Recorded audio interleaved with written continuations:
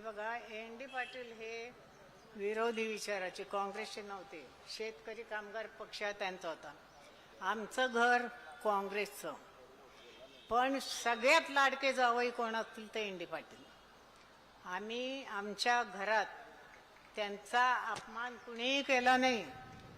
त्यांनाही जवळ केलं आणि शरद ते राजकारणाच्या चपला बाहेर काढायचे. दोघं एकत्र आल्यावर राजकारणाचा विषय कधी काढायचे नाहीत.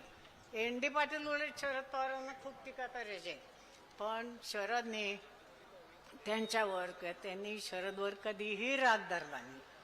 आणि सगळ्यात आवडते जावई म्हणून त्यांचं उलट स्वागत करायचे. जेव्हा एन डी पाटील आजारी पडले, वारंवार आजारी पडले, त्यावेळेला प्रतिभा आणि शरद कायम येऊन चांगल्या हॉस्पिटलमध्ये व्यवस्था करायची, जेवणाचे डबे पुरवायचे. आणि मी बिल द्यायला जेव्हा द्यायचे तेव्हा तिथले लोक म्हणायचे, बिल देऊन गेले पवार साहेब. बघा, विचार करा, विरोधी पक्षाचा आमदार इतके त्यांच्यावर शरदवर भरपूर काँग्रेसवर शरद टीका करायची, पण कधीही राग धरला नाही. आणि हा अजित आमच्या एका रक्ताचे आम्ही सगळी भावंड. त्याला शरदने लहानाचा मोठा केला, कारण त्याचे वडील आकारीला वारले. असा हा अजित त्याच्या बहिणीच लग्न केली, भावांची लग्न केली, धंदे दिले काढून, आणि पळाला ईडीला घाबरून. किती म्हणजे किती वाईट आहे, किती आम्हाला चलत असेल.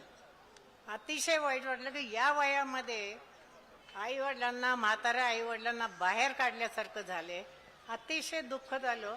आणि मला ज्या दिवशी हा अजित पक्ष आणि चिन्ह हे सगळं घेऊन पळाला, त्यावेळेला मला इतकं दुःख झालं की दिवसभर मी रडत होते.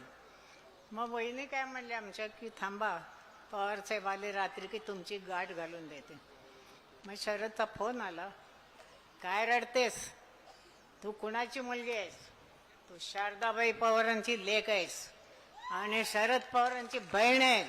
आपल्याला लढायला शिकवले, आपल्याला रडायला शिकवलं नाही. डोळे पुस आणि कामाला लाग. इतकं धाडस, एवढं आत्मविश्वास आमच्या या भावाच्या अंगात आहे. खरोखर त्याच्याबद्दल आम्हाला अभिमान वाटतो, पण वाईट वाटतं की आता हे वय झाले आणि सगळं चिन्ह काढून घेतलं, पक्ष काढून घेतलं.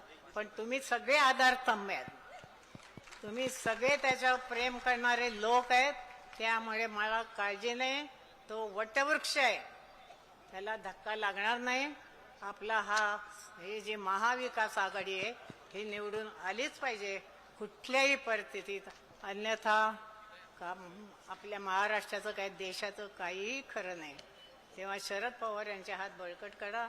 आमचे समरजित गाडगे आहेत, जयंत पाटील आहेत, जेवढे महाविकास आघाडीचे हे उभे आहेत लोक, त्यांना प्रचंड मताने निवडून घ्या. आणि मला हे तुमची ही जी जमाव दिसते एवढा प्रचंड, मला तर खात्री वाटते की मुश्रीफ गाडला जाणार.